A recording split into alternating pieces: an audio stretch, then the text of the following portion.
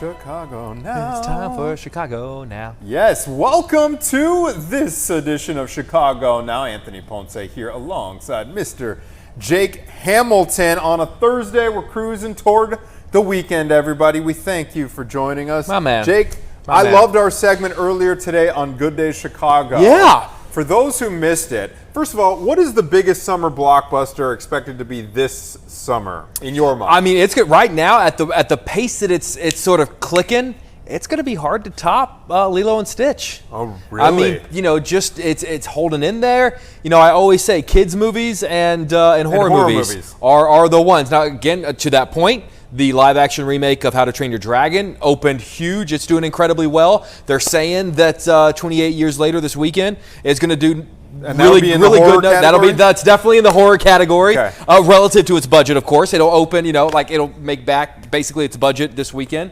But you know what? A lot of people looking to see how F1's going to do next week, and then next month. We got a couple of movies called Jurassic World. We got a movie that you may have heard of called Superman. We got a movie coming out called The Fantastic Four. So we've still got time. We're getting through there. Lots of big summer blockbusters on the way. What amazes me is that the reason we were talking about summer blockbusters, 50 years now since Jaws, and that had years Jake tomorrow. and I. Every once in a while, you do a top 5 with Jake that just sticks in your mind, and this one was spectacular because we went through the top 5. Jake came up with the list, but top 5 summer blockbusters of all time outside of Jaws. And more so the ones that were the most influential because, you know, when we start talking about like our top 5 favorite summer blockbusters, you know, we start talking about Raiders and Back to the Future and E.T. But the reason that I wanted to sort of specify about influential ones is because Jaws created the concept of the summer blockbuster. The summer movie season used to be the place where studios would dump movies because they would say, no one wants to go see a movie during the summer. You're out and about. Outside. And then all of a sudden, Jaws comes out. It becomes the highest grossing film of all time. I think it surpassed The Godfather.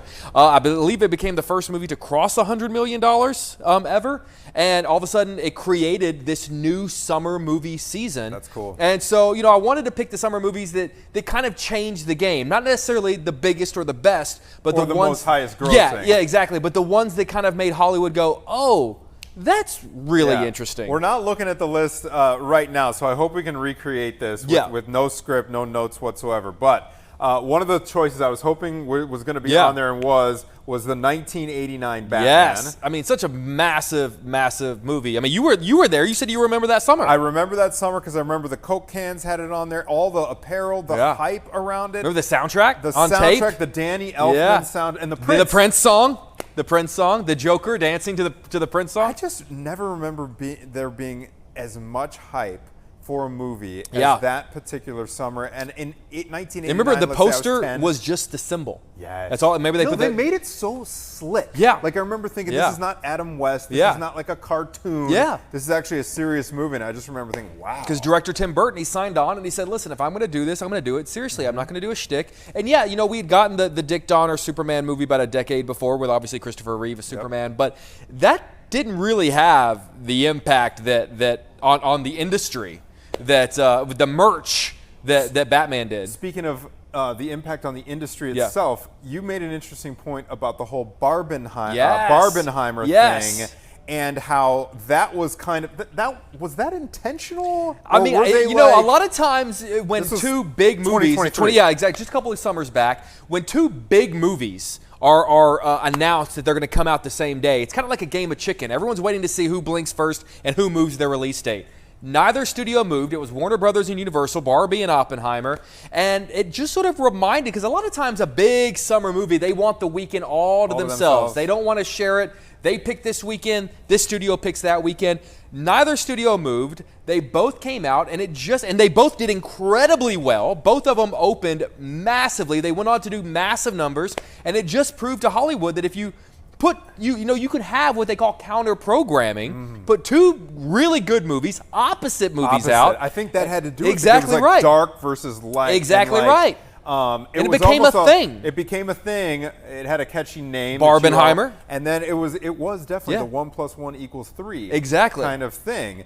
Another interesting one. This was a deep pull by you, but I agree on the impact. Blair Witch Project. Blair Witch Project. You know, again, not a movie that I particularly love, but a movie-going experience that is forever burned into my mind. Summer of 1999, really the first viral marketing campaign for a movie. I mean, we were all, granted, I was 11, so I was a little bit of an easier sell than maybe, other people. Right. But a lot of us were convinced that summer that this was a real tape that had been found on the ground, that were, all of a sudden that they were going to release in theaters, and we were all as a country, as a society, going to go see this, watch on this tape and see what happened to these 3 kids that disappeared in the woods. What was the name of the genre again? Found footage. Found footage. And it's sort of, now we've got the paranormal activity. Even remember Cloverfield. Now the whole found footage thing is you could even make the argument overdone. But between introducing this new subgenre of Hollywood, but also the concept of the viral marketing campaign,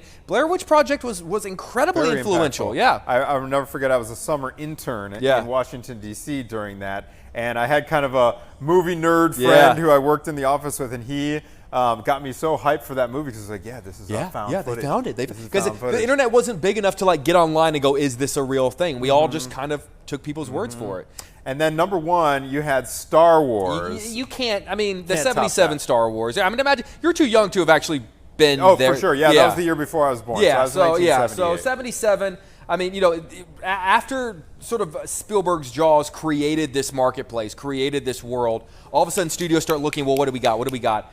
And Lucas had this wild idea to take the serial Flash Gordon stories that he grew up watching, set them in this faraway world, a galaxy far, far away, long time ago, and created, for no pun intended, created an empire. Really created, and one that has lasted half a century later. We're getting a new Star Wars movie next year. It's still going. It's I'm still a little bitter. I was in the camp, and we can speak about this freely now. Sure. Because it's in the past. But the Lucas Museum. Yeah. Do you remember that was a whole thing? Imagine it was supposed to be right over there. It was supposed to be right over here. Right over there. But hey, thank God we have a parking lot. I mean, thankfully we saved that parking lot. We didn't put up a museum that would have brought in people from around the world that would have looked gorgeous. The renderings looked gorgeous. This amazing museum collection of Hollywood history along the lakefront. But no, we got that parking lot, baby. Jake, you would have lived there. I really would have. It would have been like if they were able to have a season pass at Jake Hamilton up there. Yeah. Well, that was really fun. I loved going through that list. It brought back so many memories. All right, we got a ton to get to here in the next hour. In just a few minutes, this is really cool. I'm so excited. We got a great show today. We got a great show today. We're going to speak with one of the co-founders of the legendary hip-hop group, The Roots. I saw them live Did you really? Summer. Yeah, at Ravinia. No. What a great show for Ravinia. They're regulars. And that makes sense because they're coming back. The house band for The Tonight Show. So we're going to be speaking with him. I have a question about that. I've always wanted to ask him, so I'm really excited. Oh, perfect. Yeah. And the next season of The Bear premieres next week, and we are going to be joined in studio by a mental health expert who just so happens to have won the Jeremy Allen White lookalike contest. I got to say this, of all of because that kind of kicked off this trend, speaking of influential, kicked off this trend of celebrity look. Just this past weekend, they did a Pedro Pascal. I got to say, of all of the winners that we've seen, they did a Timothée Chalamet one in New York last year. He is still by far the best. Every time he appears on the show, I do a double take and go, I'm sorry, was Jeremy Allen White on the show and no one told me? I just saw him in the waiting room, and I still do a double take every time I see him. The last thing we have to get to is near the end of the show, we are going to be joined by a very generous and inspiring 12-year-old boy who is going to be stopping by to talk about what inspired him to give back to kids who are battling cancer. Jam-packed show here on a Thursday morning. We will be right back with more after this.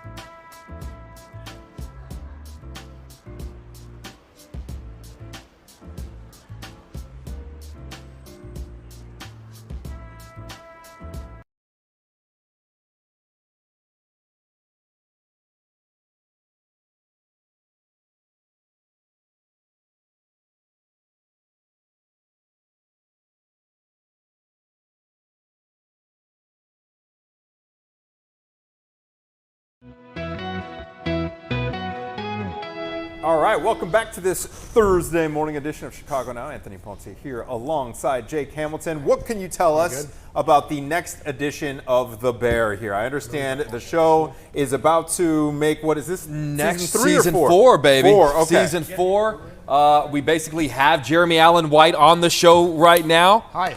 My man. Hi. Ben, good to see you, brother. How are you? Nice to meet you. Nice to see you guys. Man, but April before we can get Fools. into everything, are you a fan of? Do you actually watch The Bear? I do watch The Bear. I wouldn't say I'm a super fan, but I watch The Bear. When did you, okay, so Ben Shabbat, everybody, we're going to talk about what his day job is when he's not winning Jeremy Allen White lookalike contest. But Ben, I know that Jeremy Allen White was in Shameless. That's where most folks kind of got their first, like, Sure. you know. He played Lip in Shameless. Yes. Yeah. What was that for you? And the first time you saw him on screen, did you make any connections there? No, I don't think I made any personally by myself before people started mentioning it to me. Yeah, and I would get it sometimes when he was on Shameless. Definitely more so when he was on The Bear. I would say, as The Bear, how long did it take for you? Because, you know, one person does it here, another person does it a few days later. Yeah. How long until you started going, oh, this is my life now? This is what's My going life. to happen? You know, I don't know if I've reached that point still. I definitely don't consider the lookalike thing to be my life, but it's definitely changed certain aspects of my life, and it's given me a platform to talk with people about mental health, which is what I do for a living, and it's what I'm passionate about, and so it's been really cool in that respect. That's great. I love that you're leaning into this to talk about mental health, because it's such a. I like that the stigma is kind of gradually like wearing off here. Yes. It's more and more common. I'm very open about the fact that I am a huge fan of therapy. I go myself. My wife and I hop into couples counseling from time to time when we need a tune-up. I love talking about it because, again, I'm in the hey, let's talk about it openly so the stigma goes away. Well, how are you involved? Are you a therapist? Like, give folks some background on your mental health background. Yeah. Well, first off, I'm glad I'm in good company. Yes, absolutely. I'm preaching to the choir here. Yeah. So yeah, I'm a mental health therapist, and I work with clients from all walks of life. And let's see, I work with a lot of people who are navigating depression and anxiety and relationship issues and self-esteem and kind of that feeling of being stuck and feeling off in certain areas of your life. And my approach is less about focusing on a diagnosis. I'm less concerned with diagnosis and more concerned with what drives the symptoms. So, you know, what factors and experiences have shaped my clients' lives, and how can we work together to move forward and help them reach their goals. Well, Anthony, you brought up a great point about sort of that stigma. Yeah. Progressively, year by year, feels like it's sort of lessening. But is that still a struggle that you're sort of dealing with, is getting people to first and foremost recognize there's nothing wrong with seeking therapy. Therapy can be an amazing thing, and it doesn't mean, you know, I thought you used a great analogy, that the tune-up, you wouldn't drive your car for 100,000 miles and never bring it to a mechanic. Like, you should do that for yourself. 100%, you hit the nail on the head. One of my big goals in doing all of this is trying to reduce the stigma. Did you know June is Men's Mental Health Awareness Month? Oh, interesting. And so, you know, that's particularly important group to focus on, because I think men more so than women are reluctant to seek help for themselves when it comes to mental health. And part of that is due, I'd say a large part of that, to the stigma surrounding it, the expectations that are placed on men and about how they should handle their feelings and regulate their emotions and tough it out. But I agree 100%. Seeking help for yourself is very courageous, you know, and so I try to kind of flip the narrative on that and make sure people know that it's really a strong thing to do, to recognize when you're not doing that well, or if you just need some support, need somebody to talk to. There's absolutely nothing wrong with that, and plenty of people do that, and it's a really healthy thing, you know.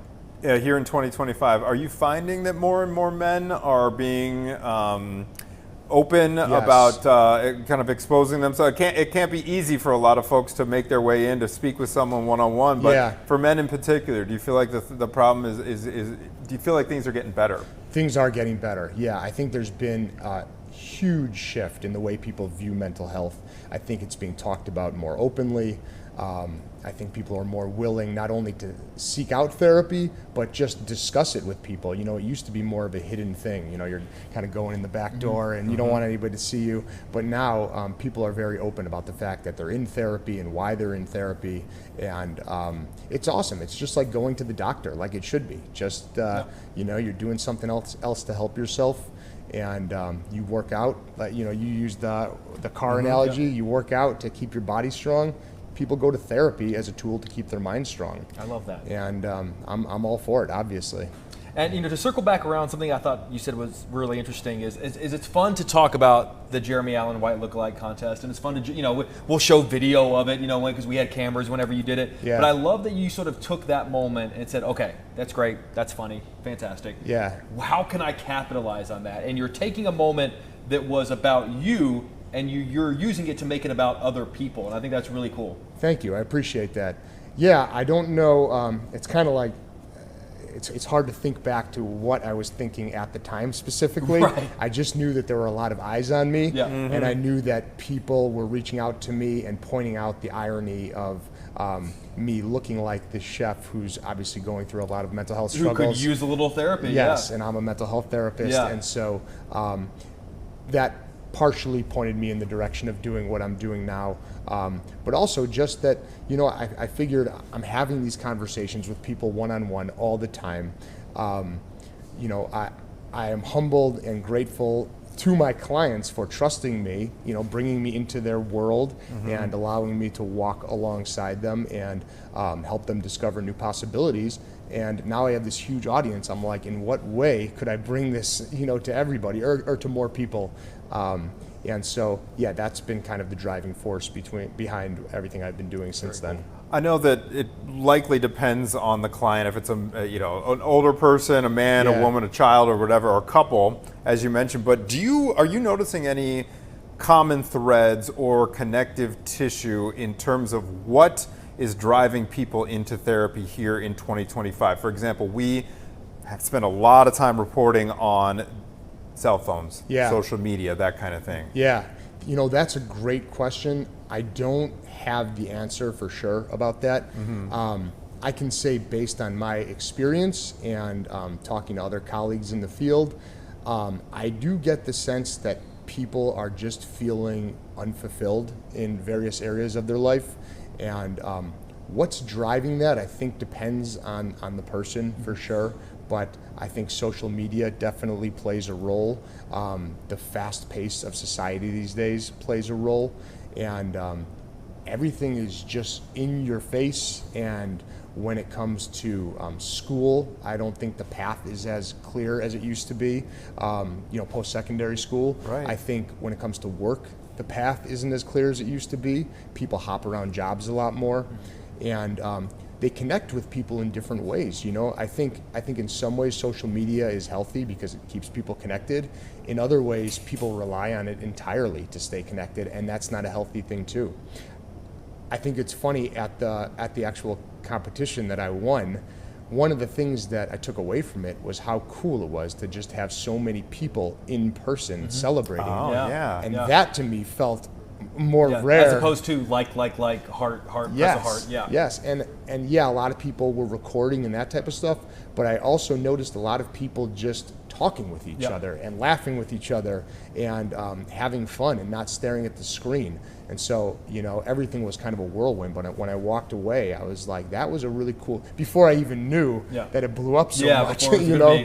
Yeah. I was like, that was such a cool experience. I think society needs more of that. Yeah, on a kind of a related note here, you mentioned how pleasing it was to see everybody interacting in person. I know that the pandemic, when you know, we relied on our phones even more, we were getting less in-person interaction, you know, for months on end. Yeah. What are you seeing here now that the pandemic is in the rearview mirror? I know there's a new strain of COVID out there. We won't talk about that right now. However, are you still seeing residual mental health effects as a result of the pandemic, and how so? Yeah, that's a good question. Again, it's hard to know exactly where things stem from, but I think feeling disconnected is a very prevalent feeling still, you know, and I don't know if that's necessarily because of how we as a society responded to COVID, and everybody kind of sheltered and moved away from each other. But going back to what we were talking about with the phones and social media and all of that, there is a little bit less of people feeling connected to each other and getting that type of fulfillment in their life. I think humans are social creatures, and so we need to be around other people, and we derive so much satisfaction and pleasure from connecting with people in person, face to face. And the phones and the internet, it poses a big obstacle for that.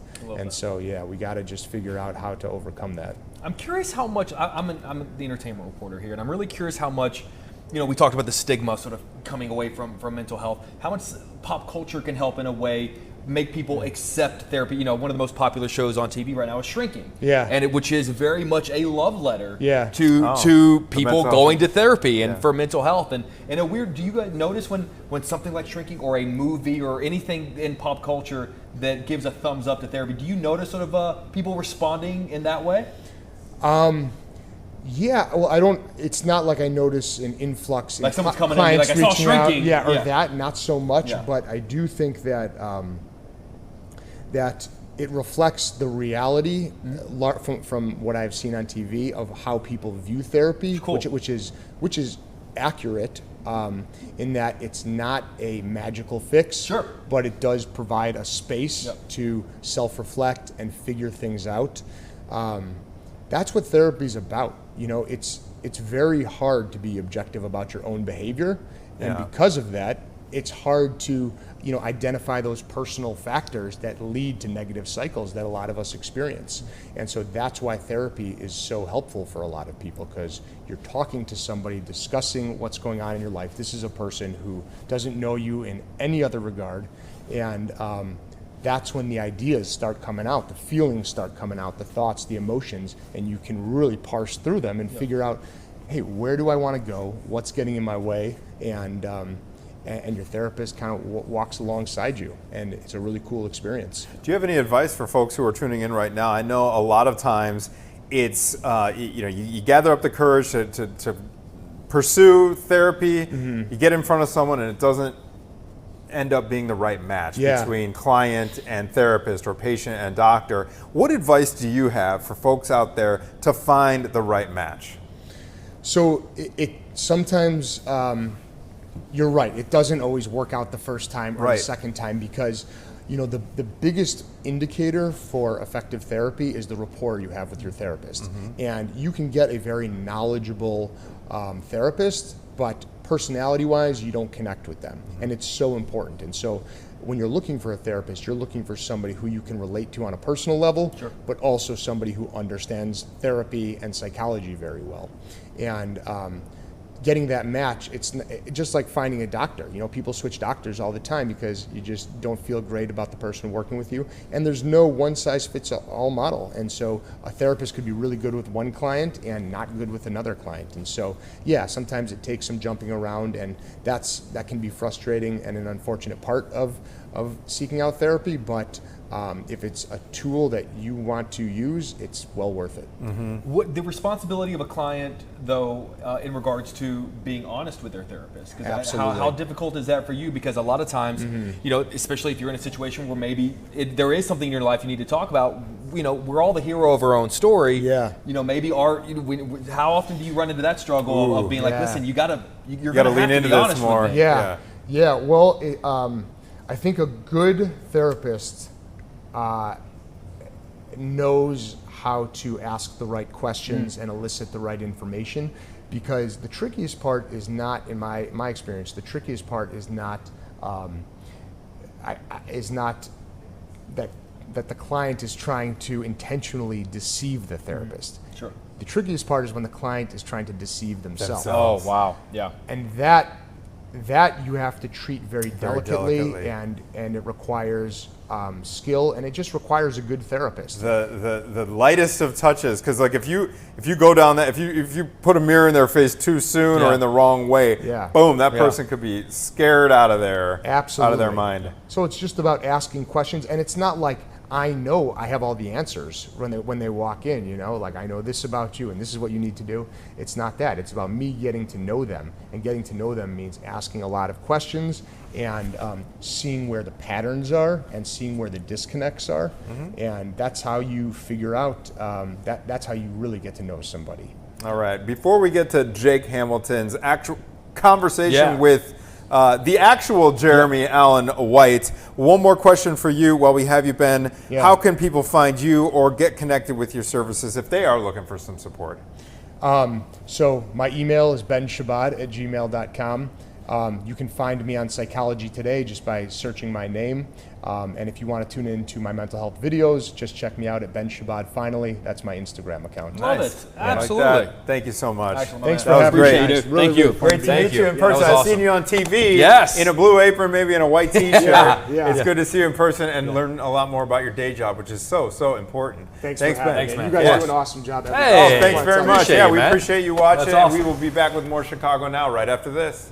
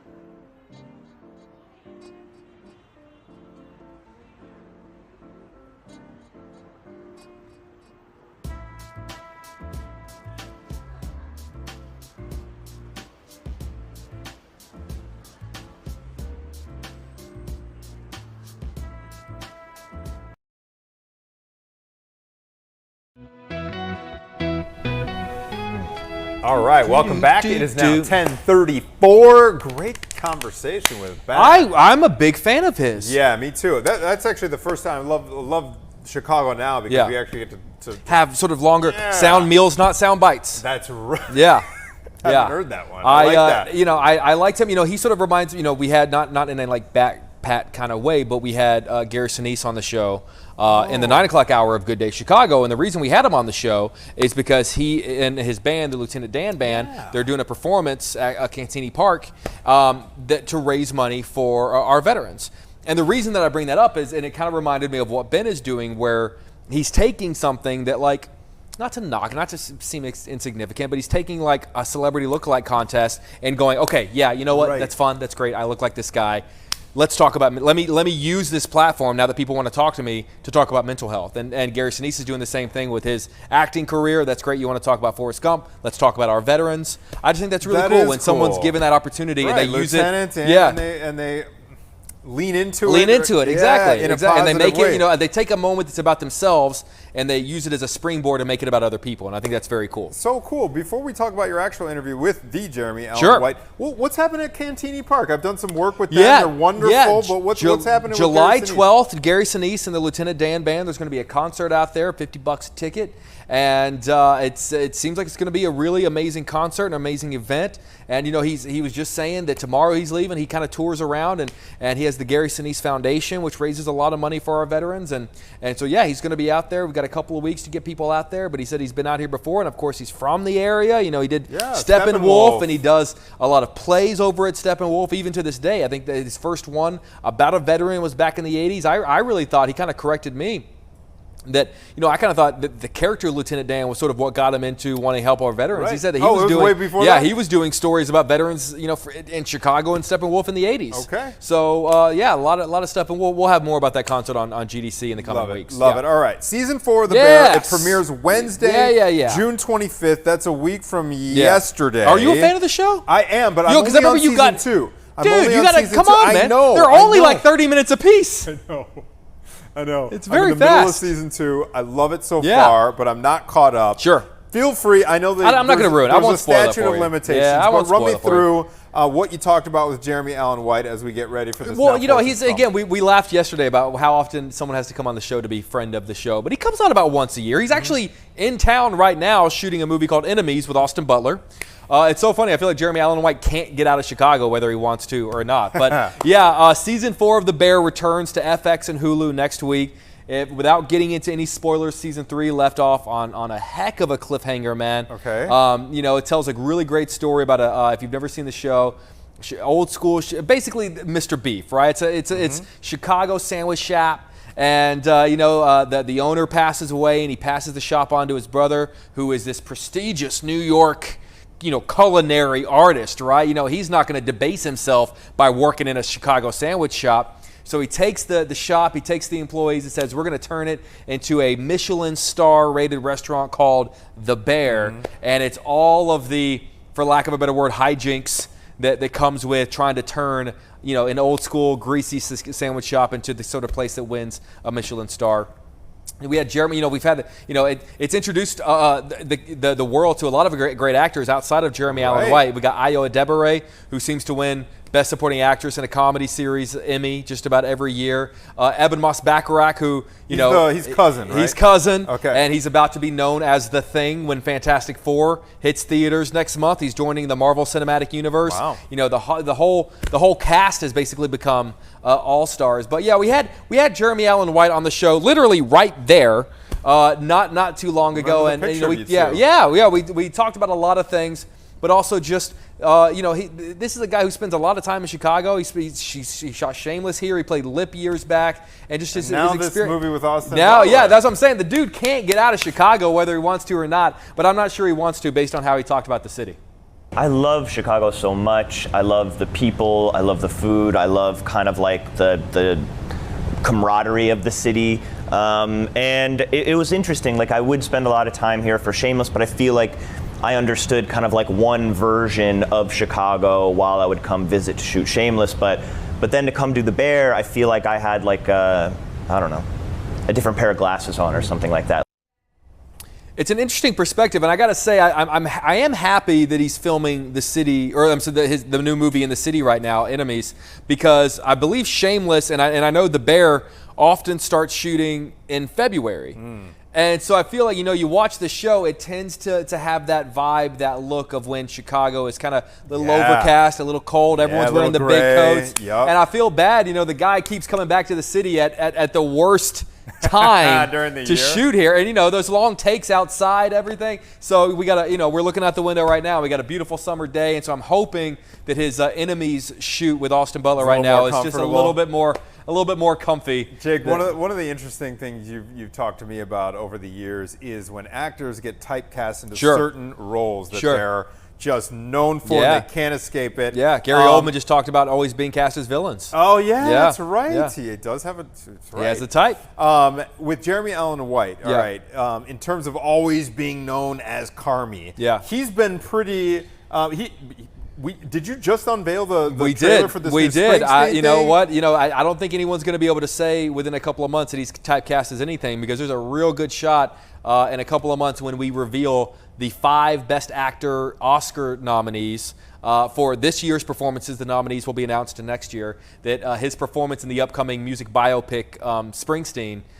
It's the exact kind of movie that Right. Timothy Chalamet just nominated Right. for playing Bob Dylan. And he's got a good little coach. Austin Butler did the same Austin thing with Butler Elvis. I don't nominated know. for playing Was Elvis. he nominated for He that? was nominated. He came Wow. really close to winning. When it came down to usually when it comes down to Oscar night, you can kind of go, okay, this person's going to win, or it's going to be between these two people. Because there's so many award shows leading up to the Oscars. Yes. Coming up to that night, Austin Butler came it was basically between him and the guy who ended up winning, Brendan Fraser, for The Whale. Oh, that's so ended up kind of right. being, That would've been tough but to even beat, Jamie Foxx won for playing Ray Charles. Joaquin Phoenix nominated for playing Johnny Cash. Mm-hmm. That is the role that the basically, if you want to be in the Oscar race, you play a famous singer. Man, that'd be so intimidating. Shoes to fill. Yeah, all that. exactly. The guy who played Freddie Mercury. I'm like, Yeah, wow, yeah, Rami Malek. He won the Oscar. Yeah, but here's the thing too. Keep in mind, Springsteen actually alive. Right. So he's around to Right. come to the set to look at you and go, no, that's not it. so sure, yeah. All right. When we come back, I cannot wait to talk to this young man. At just 12 years Yes. old, Caiden Guajardo is already making a huge impact when it comes to pediatric health. All right, so we're going to be back. Great guest visiting on the show today. In person with Caiden when we come back after this short break. Stay with us.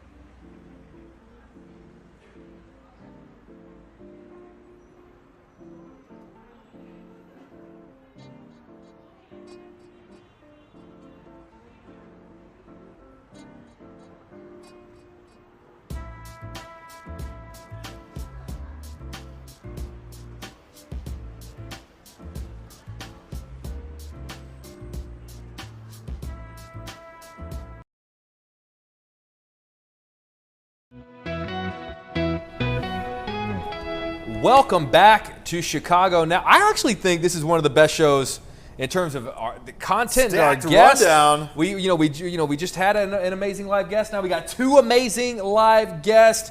12 years old, Caiden Guajardo. Did I get it right? Yeah. My man, making a big impact. I'm going to read this for a second because your story is unbelievable. After raising more than $5,200 for the Pediatric Brain Tumor Foundation versus Cancer Program, the Indiana Little Leaguer made an even bigger gesture, donating his top fundraising prize, a PlayStation 5, to the Comer Children's Hospital to help bring joy to the other kids facing challenges. We're joined by Caiden. We're joined by Dave Mays, a representative. Guys, first of all, what an amazing story. Caiden, first of all, thank you for coming in, man. I appreciate you. Thank you for having me. I mean, for just a little bit about your story, and tell us about what it was that made you give away the sort of thing that most kids would Covet. would My kill son to doesn't have. have a PS5. Yeah. So I actually thought it was a really good idea to, because my friend, he had a really good idea of if he won, he wanted to donate it to a kid. But I added on to it, and I wanted to donate it to a hospital, so even more kids could have the opportunity to play it.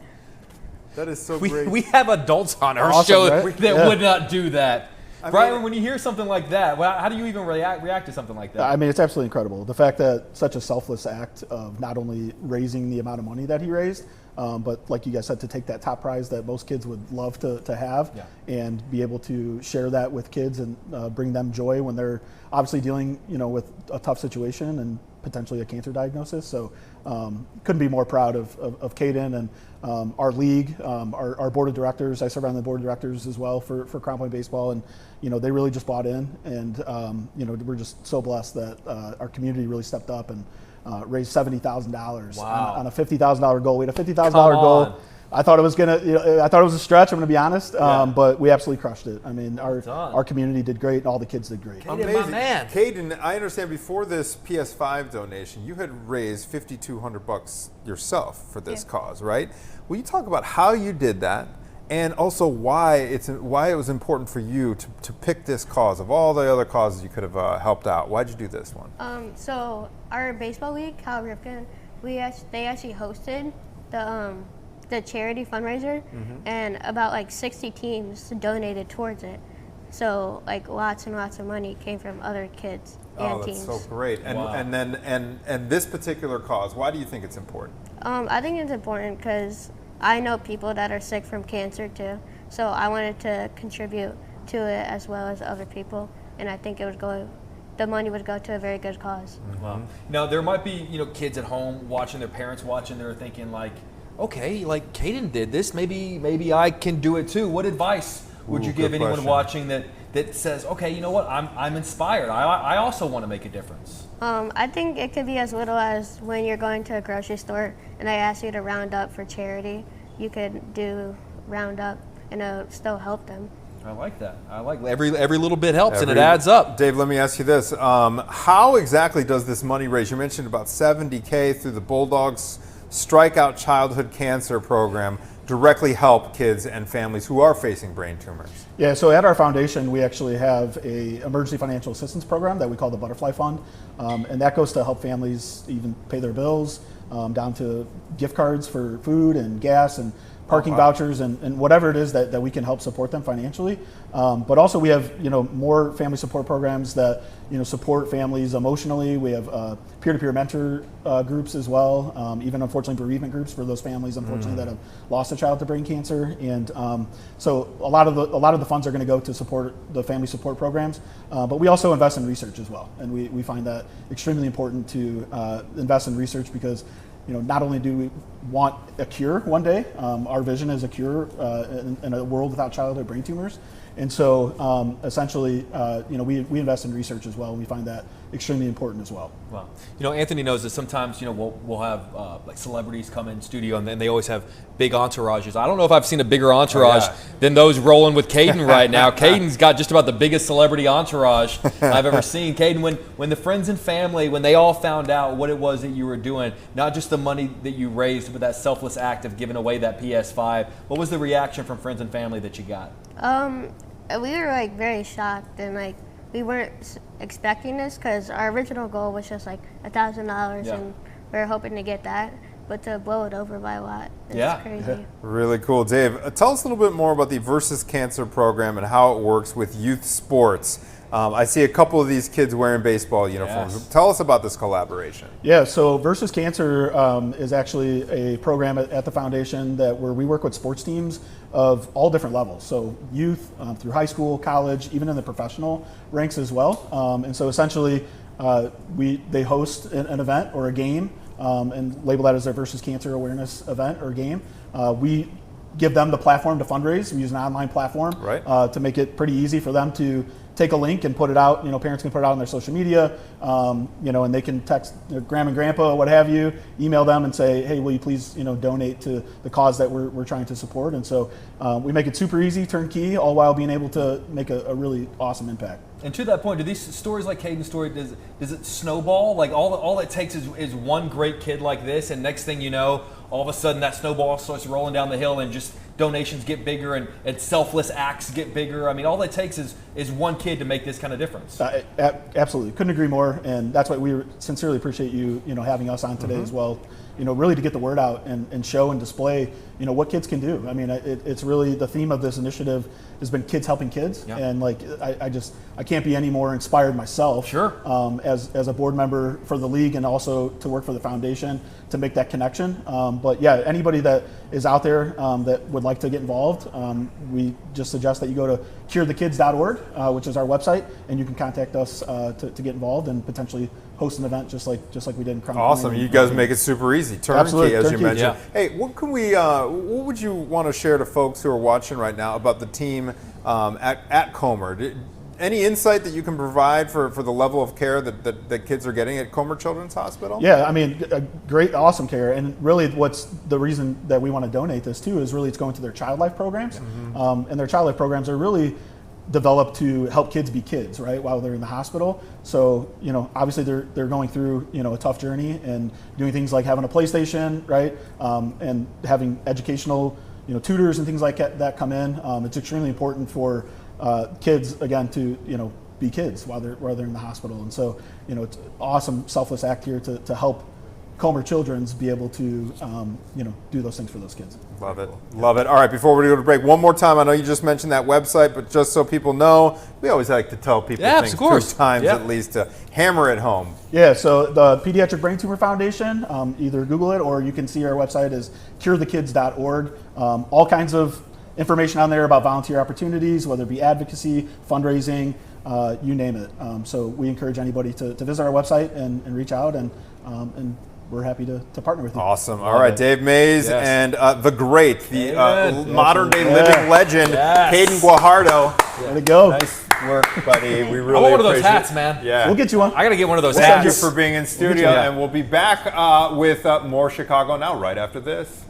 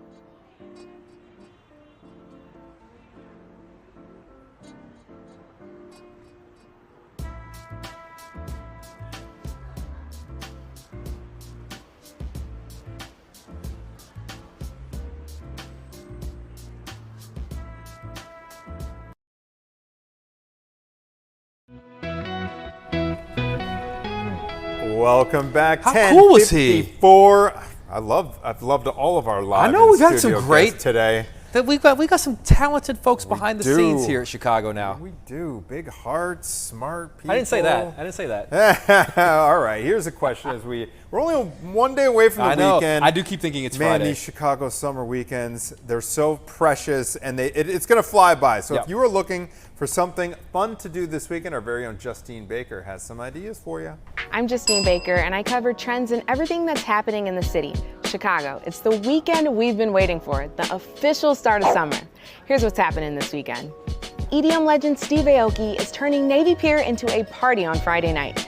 Chicago Pride Fest takes over with live music, food, and enough glitter to blind you in the best way. Saturday morning, the Chinatown Dragon Boat Race is making a splash with a 33-team competition. Wrigley Field is the place to be all weekend as the Cubs face off against the Seattle Mariners. And it's Black Yacht Weekend for Juneteenth. Luxury vibes, good music, and even better views on Lake Michigan. And after all the good food and fun, don't sleep on those Millennium Park free workouts. And that's your weekend in 1 minute. Find the full list of events at fox32chicago.com. She always knows what's going on. She does. I feel like if I need weekend plans, I just go to Justine and say, hey, point me in a direction. I'm wondering when that free Millennium Park workout is going to be, because Saturday is supposed to be an absolute scorcher. Yes. Yes, It'll indeed. be We got a early. heat wave in You know our what? very I'm near ready future. for it. You are? I feel like, all of May and a good chunk of June, I was wearing coats. And I'm just tired of the coats. I didn't want to wear a coat. ready. I'm in Speedo weather mode.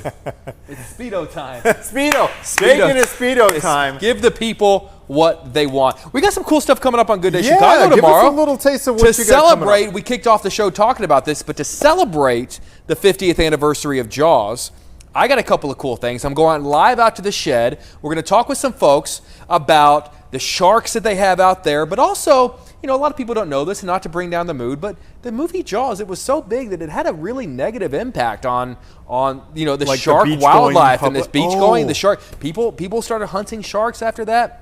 We're going to talk a lot about there's things about sharks that people need to know. As fun of a movie as Jaws is, it is not an accurate representation of how they behave in real life and things like that. And then we have a little actor, maybe you've heard of, named Richard Dreyfuss, who's going to be talking about Jaws. That's why I was like, wait, Richard Dreyfuss, his name came up earlier in this week. This must be why, because it was. Yeah. But Mike and I were talking about Close Encounters of the Third Kind. which he got from Spielberg after Jaws. Have you ever seen the movie, on the shark front, have you ever seen the movie Open Water? Of course. There's that a whole one messed with me. We need. I want to. We don't have time to get into it now, but there's a whole like conspiracy theory about that movie that we've got to get into. That is all Give me about a little teaser. Basically, if you're unfamiliar with the movie Open Water, premise. it is it's supposedly based on or inspired by a true story of a married couple that were left behind by their scuba diving team on vacation. And left out, and through sort of a miscommunication, left out there alone in the water. And wouldn't you know it, a group of sharks show up. And there is this conspiracy theory. I mean, that is they disappear. We don't know what happened to them. In real life.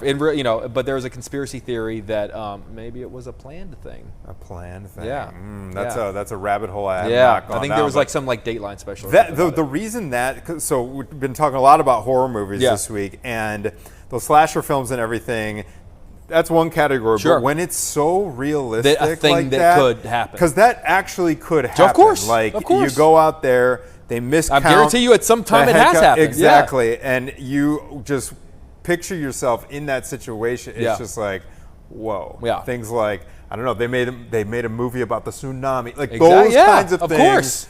Mess with Where old then Ponce's you head. put yourself in it, you put your family in Right. it, then that's when you start going, like you said, there's, like Freddy Krueger's fun, whatever. Right, but right. like that's not what keeps me up at night. Freddy Krueger. Yeah. Exactly. Yeah. All right, so you got that coming up tomorrow. You're going to be a little field trip over to the Yeah, shed. live out to the shed. If you're wondering, yes, I have my Jaws T-shirt ready to go. Perfect. We expect gonna be a big nothing day. It's gonna be a big less day. out of you. Okay, Jake, My always man. a pleasure to have you in studio.